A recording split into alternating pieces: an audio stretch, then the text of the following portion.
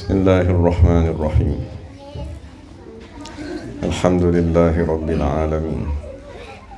Wassalatu wassalamu ala sayyidil mursalin wa ala alihi wa sahbihi ajma'in. Rabbi shrah lana sudurana wa yassir lana umurana wahlul 'uqdatam min alsinatina yafqahu aqwalana.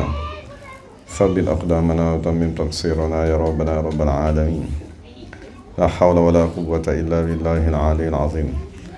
La hawla wa la quwwata illa billahil aliyyil azim. La hawla wa la quwwata illa billahil aliyyil azim. Amma ba'd. Allahumma salli wa sallim wa barik ala sayyidina Muhammadin wa ala ali sayyidina Muhammad. Astaghfirullah alladzi la ilaha illa huwa ar-rahmanur rahim. Hayyul qayyum alladzi la yamutu wa atubu ilaih. Allahumma ighfir lana. Mari kita sampai pada hadis yang ke-38. Rasulullah SAW bersabda, Allah Ta'ala firman, siapa yang memusuhi waliku sesuai daku mengisytiharkan perang ke atasnya. Jadi kita sambung syarah yang bernama Jawahir Lu'lu'iyah.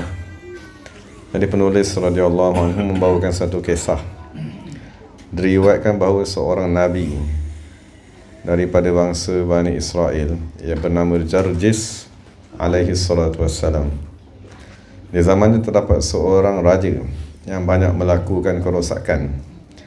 Maka Allah Ta'ala menghukum rakyat tersebut dan rajanya sekali dengan menghalang turunnya hujan, sehingga raja dan seluruh rakyatnya hampir binasa. Maka raja tersebut menunggang bersama-sama tenteranya pergi kepada Nabi Jarjis alaihi salatu wassalam, dan dia mendapati Nabi tersebut sedang duduk dalam tempat ibadatnya, memperbanyakkan tasbih dan menyucikan Allah Subhanahu wa taala. Jadi raja tadi berkata, wahai Jarjis, aku ingin mengamanahkan kepada kamu satu surat untuk kamu sampaikan kepada pencipta kamu. Maka Nabi Jarjis bertanya, apakah pesanan tersebut, apakah surat tadi? Maka raja tadi berkata, katalah kepada Tuhan kamu agar menurunkan hujan. Maksud raja tadi berkata kepada Allah Ta'ala, katakan wahai Nabi kepada Tuhan kamu, hendaklah dia menurunkan hujan kepada kami. Sekiranya Tuhan kamu tidak menurunkan hujan, nescaya aku akan menyeksa ataupun aku akan menyakitkan Tuhan kamu tadi dengan satu kesakitan yang akan didengari oleh seluruh makhluk. Dan sesungguhnya tidak menghalang kami, tidak menghalang hujan daripada kami, melainkan Tuhan kamu lah. Jadi itu surat atau pesanan yang raja tadi kata kepada Nabi Jarjis, kamu kena sampaikan pesanan aku ni kepada Tuhan kamu. Maka dia kata dalam syarah ni, maka Nabi Jarjis alaihi salatu wassalam masuklah ke mihrabnya, dan dia kelu lidahnya kerana takutkan Allah Subhanahu wa taala. Jadi datanglah Jibril alaihi salatu wassalam dengan arahan daripada Allah. Maka berkatalah Jibril kepada Nabi tersebut, serahkan surat ataupun sampaikan surat yang ada bersama kamu, dan cakap kepada kami seperti mana raja tadi menyampaikan kepada kamu. Jadi Nabi Jarjis berkata, aku amat takut daripada Allah, daripada ayat yang dinyatakan dalam pesanan tersebut. Maka Jibril berkata kepada Nabi tadi, qul kama qala, kamu sebutkan kepada aku sebagaimana yang raja tadi sebut. Begitulah arahan Allah Subhanahu wa taala. Maka Nabi Jarjis berkata, sesungguhnya raja tadi berkata, sekiranya kamu tidak menurunkan hujan, nescaya aku akan menyakitkan kamu, maksud aku akan menyakitkan Tuhan tersebut dengan satu kesakitan yang akan jeritannya akan didengari oleh seluruh makhluk. Maka Jibril berkata, wahai Jarjis, sesungguhnya Tuhan kamu berkata kepada kamu, pergi tanya balik raja tu, bagaimanakah kamu boleh menyakiti Allah? Maksud raja tadi ugut, aku akan menyakitkan Tuhan tadi. Jadi Jibril, Allah bertanya, Allah menyampaikan pesanan semula kepada Nabi Jarjis tadi, pergi tanya raja tadi, bagaimanakah raja tadi mampu menyakiti aku? Maka Nabi Jarjis alaihi salam pergi bertemu dengan raja tersebut dan menyampaikan arahan tadi. Maka raja tadi berkata, la qudrata li ala adhiyatihi illa min wajhin wahid. Raja itu tahu, dia kata aku tak ada kemampuan untuk menyakitkan Tuhan kamu, melainkan daripada satu sudut saja. Maksudnya raja tadi dia belum beriman dengan Allah, tapi sebab dia kata dah hujan dah tak turun, jadi dia carilah mana ahli ibadat, mana orang yang ada menyembah mana-mana Tuhan, dia pergilah kepada orang tersebut. Jadi dia kata aku tak mampu untuk menyakitkan Tuhan kamu, melainkan daripada satu sudut saja. Aku tak mampu tadi sebab aku ni lemah, dan Tuhan ni mestilah kuat. Aku ni lemah dan Tuhan tadi mesti berkuasa. Jadi untuk aku menyakiti Tuhan yang menghalang hujan daripada aku ni, innama uzi ahbabahu, aku akan menyakiti kekasih-kekasih Tuhan tersebut. Sesiapa yang mengasihi kekasih-kekasihnya, maka sesungguhnya dia tadi telah menyakiti Tuhan tersebut. Maka datanglah Jibril, maka berkatalah Jibril alaihissalam, wahai Jarjis, katakan kepada raja tersebut, la taf'al, oh jangan buat macam tu. Maksudnya Allah kata kepada raja tadi, la taf'al, tak perlu kamu menyakiti kekasih-kekasihku. Fanahnu na'tika bil matar, nescaya kami akan menurunkan hujan kepada kamu.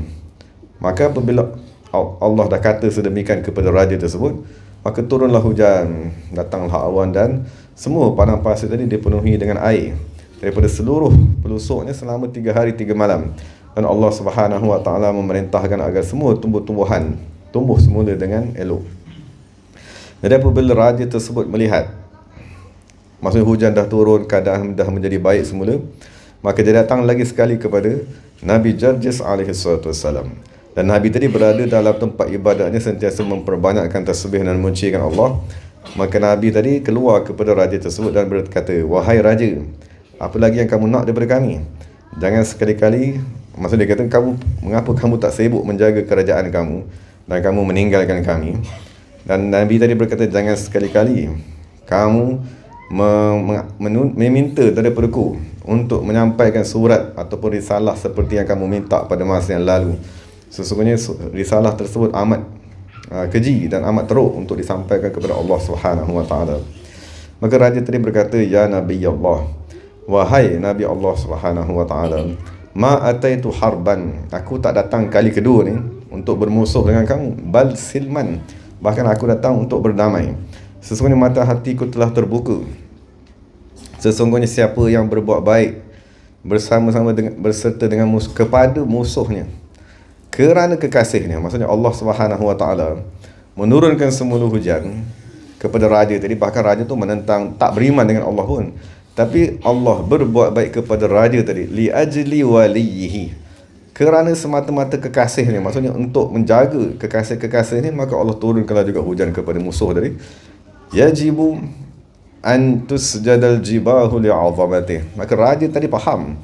Dia kata, kalaulah dengan sebab aku nak menyakiti kekasihnya, maka Allah tadi menurunkan, berbuat baik kepada aku, maka Tuhan pencipta alam semesta tersebut mestilah dahi aku ni sujud kepada keagungan Tuhan tadi. Wa ana asyhadu an la ilaha illallah, maka raja tadi mengucap tiada Tuhan melainkan Allah Subhanahu wa taala, wala ma'budu bihaqqin siwahu, dan tiada yang disembah dengan hak melainkan Allah Subhanahu wa taala. Itu kisah nyatakan oleh penulis menceritakan tentang sesiapa yang menyakiti kekasih Allah, maka dia seolah-olah menyakiti Allah Subhanahu wa taala. Dan kita sambung hadis tersebut, Rasulullah SAW bersabda, maksudnya Allah Taala berfirman, wa ma taqarraba ilayya 'abdi bi syai'in ahabba ilayya mimma aftaradtu alaihi. Maksudnya tiadalah perkara, tidak mendekatkan diri. Taqarraba tu maknanya menuntut mendekatkan diri kepada Allah Subhanahu wa taala dengan mana-mana amalan yang lebih disukai di sisi Allah Subhanahu wa taala, maksudnya yang lebih agung ganjarannya, melebihi perkara yang aku fardukan ke atas seseorang, sama ada fardu ain atau fardu kifayah, seperti kita menyucikan hati, kita menunaikan solat, zakat, puasa Ramadan, haji, menunaikan hak kepada tuannya, buat baik kepada kedua ibu bapa, berjihad, amal ma'ruf dan nahi munkar. Dan kita tadi bekerja dalam bidang kerja masing-masing untuk menunaikan fardu kifayah. Jadi dalam syarah ni dia kata perkara tersebut lebih dicintai di sisi Allah Subhanahu wa taala. Maksudnya ibadat yang fardu lebih dicintai di sisi Allah kerana ibadat fardu tersebut lebih sempurna daripada ibadat-ibadat yang sunat. Daripada sudut arahan terhadap ibadat yang fardu ialah arahan yang kuat, yang putus, yang mengandungi ganjaran terhadap orang yang melakukannya, dan arahan tersebut mengugut akan menyeksa orang yang meninggalkannya. Berbeza dengan arahan-arahan sunat. Sesungguhnya arahan sunat tadi tidak putus. Maksudnya kalau kamu buat diberikan pahala dan tidak akan diseksa sekiranya seseorang meninggalkan perkara sunat tersebut. Wa qad warada, dan sesungguhnya telah datang dalam periwayat, sesungguhnya sawabal fardi, ganjaran yang Allah kurniakan kepada ibadat fardu, ya'dilu, menyamai ganjaran pahala sunat bisab'ina darajatan, sebanyak 70 darjat. Dan sekarang kita maklum ibadat fardu yang paling agung yang dituntut ke atas kita ialah zikrullah, berzikir kepada Allah. Jadi apabila kita dah mula berzikir, mula beristighfar, mula semayang, maka amat akan cepat perjalanan kita untuk mendekatkan diri kepada Allah Subhanahu wa taala. Dan apabila kita dah menyempurnakan ibadat fardu, maksud kita dah belajar berzikir dan kita amalkan istighfar, kita buat setiap hari, berselawat kepada Rasulullah SAW, dan kita buat ibadat-ibadat fardu, tuntutan fardu ain atau fardu kifayah. Selepas tu baru kita laksanakan ibadat-ibadat yang sunat. Maka Allah Ta'ala berfirman, sentiasalah hamba-Ku mendekatkan diri kepadaku dengan ibadat-ibadat sunat, sehinggalah daku mencintainya. Masa sekarang ni kita semua dah buat, kita dalam usaha untuk menyempurnakan ibadat fardu. Tapi siapa yang akan jadi kekasih Allah Subhanahu wa taala setelah semua buat ibadat fardu?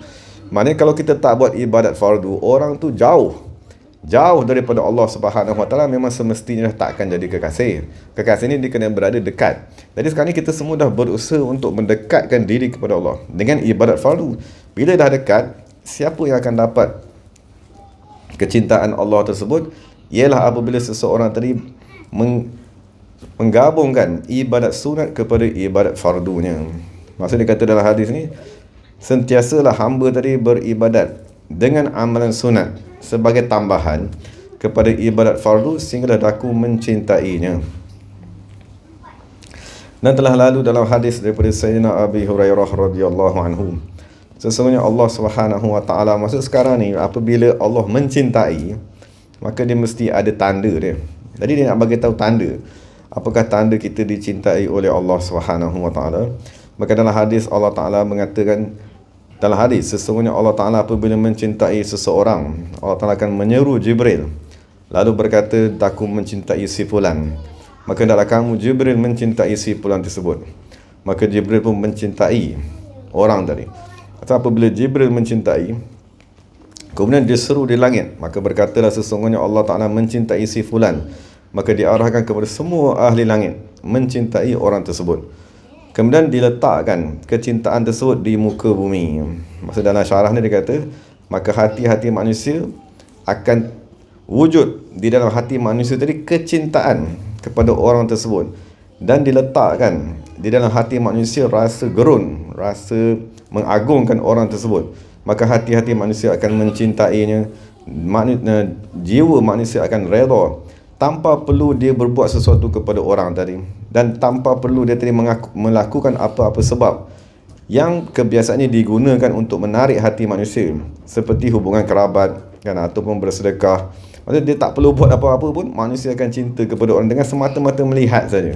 Jadi dia kata kurnian dari itu, innama huwa ikhtisasun minhu ta'ala li awliyaihi, sesungguhnya perkara tersebut ialah kurnian khusus daripada Allah Subhanahu wa taala kepada wali-walinya. Jadi apakah faedah apabila makhluk mencintai? Maksudnya apabila diturunkan kecintaan tadi di bumi, semua makhluk di bumi termasuk binatang, bukit, bukau, pokok, semua tu mencintainya. Maka faedahnya dia kata ahli langit akan beristighfar kepadanya, dan begitu juga ahli bumi. Dan akan terbit di sisi ahli langit dan ahli bumi rasa mengagungkan orang tersebut dan memuliakannya. Dan itu tanda lah, maksudnya apabila seseorang tadi dicintai oleh Allah Subhanahu wa taala. Dan terdapat satu lagi penulis berkata, ulama menyatakan bahawa perumpamaan orang yang melakukan ibadat sunat berserta ibadat fardu jika dibandingkan dengan orang yang hanya buat ibadat fardu sahaja, seperti seorang tuan yang mempunyai 2 orang hamba abdi, lalu dia bagi kepada kedua orang hamba tadi 1 dirham untuk membeli buah. Maksudnya beli setiap hamba tu dia bagi 1 dirham, beli buah, bagi balik kepada tuannya. Maka seorang pergi membeli buah dan diletakkan di atas bekas, lepas tu diletakkan wangi-wangian, bunga-bunga, lepas tu dihantar kepada tuannya. Dan seorang lagi beli juga buah, tapi dia ambil buah tadi, dia letak di atas tanah di depan tuannya. Jadi penulis nak bagi tahu, kedua-dua hamba abdi tersebut telah melaksanakan arahan. Sebab arahan ialah pergi beli buah. Jadi dua-dua pun pergi beli buah. Tetapi salah seorang menambah ibadat sunat. Maksudnya dia carikan bekas yang cantik. Dia belikan wangi-wangian, bunga-bunga yang wangi. Jadi bila tuan tengok, oh ini bawa buah saja, letak ke depan. Ya ini bawa buah, ada bekas, ada bunga cantik. Fayasiru ahabba ila sayyid. Maka orang yang berusaha menambahkan ibadat yang lebih tadi, menambahkan bunga, bekas, cantik, hias dan seumpamanya, lebih dicintai kepada tuan tersebut. Jadi begitulah penulis kata, siapa yang melakukan ibadat sunat berserta dengan ibadat fardu, maka dia akan lebih dicintai di sisi Allah Subhanahu wa taala.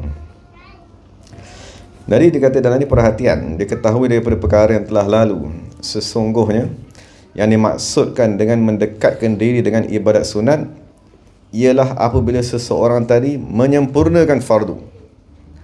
Tidak bermaksud, tidak dalam keadaan orang tadi meninggalkan fardu. Sesungguhnya ulama telah berkata, siapa yang menumpukan kepada ibadat fardu dan dia tertinggal ibadat sunat, maka orang tersebut diberikan keuzuran. Maksudnya dia banyak ibadat fardu yang dia tertinggal. Semayang 10 tahun tertinggal semayang. Jadi sekarang dia kata saya nak bertobat. Jadi kita kata kepada dia, awak kodok lah semayang. Jadi semasa dia kodok semayang tadi, maka ibadat-ibadat sunat dia tak boleh buat sebab dia tengah menumpukan kepada fardu. Maka orang tersebut ma'zurun, ada keuzuran.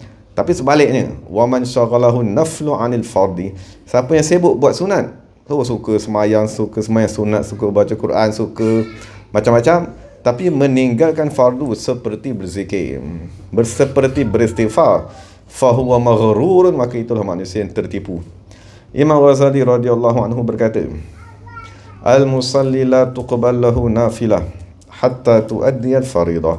Mana-mana orang yang semayang menghadap Allah, tidak akan diterima mana-mana ibadat sunatnya sehinggalah dia tadi menyempurnakan ibadat fardunya. Dan Sayyidina Salman Al-Farisi radhiyallahu anhu berkata, perumpamaan orang yang memperbanyakkan fadilat-fadilat, ibadat-ibadatnya fadilat, tetapi tidak menyempurnakan ibadat fardu, seperti orang yang berniaga yang sedang kerugian modalnya, tetapi dia menuntut keuntungan daripada modal yang sedang dia tadi rugi. Jadi secara penulis kata dalam syarah tadi, ketahuilah bahawa sesungguhnya ibadat fardu, maksudnya fardu, apabila kita bincang fardu, ialah firman Allah Ta'ala, qad aflaha man tazakka wa zakara asma rabbih fasalla. Itu fardu. Tazakka itu yang membersihkan diri kita dengan beristighfar, hadiri majlis, kan, maksud duduk dalam majlis zikir. Wa zakara, dan berzikir. Fasalla, dan kita semayang. Itu ialah fardu. Jadi penulis kata, ketahuilah fardu dia ialah asas. Maksudnya seperti tapak pembinaan, lantai yang amat kuat tadi. Wa naflu kal bina'i alaihi, dan ibadat sunat tadi seperti binaan yang kamu bina di atas tapak asas yang kuat tersebut. Maka pada ketika itu tidak akan berlaku mendekatkan diri kepada Allah Subhanahu wa taala yang akan membawa kepada kecintaan, melainkan apabila kamu menyempurnakan kefarduan, kemudian kamu tambah ibadat sunat ke atas kefarduan tersebut. Wallahu taala alam. Dan itu ialah beberapa keterangan daripada hadis yang ke-38, dan sekiranya Allah izin kita sambunglah syarahan pada ucapan yang seterusnya. Dari segala yang baik daripada Allah Ta'ala, segala salah silap daripada diri saya sendiri. Wa aqulu qawli hadza wa astaghfirullahal azim li wa lakum wa lisairil muslimin wal muslimat. Bismillahirrahmanirrahim.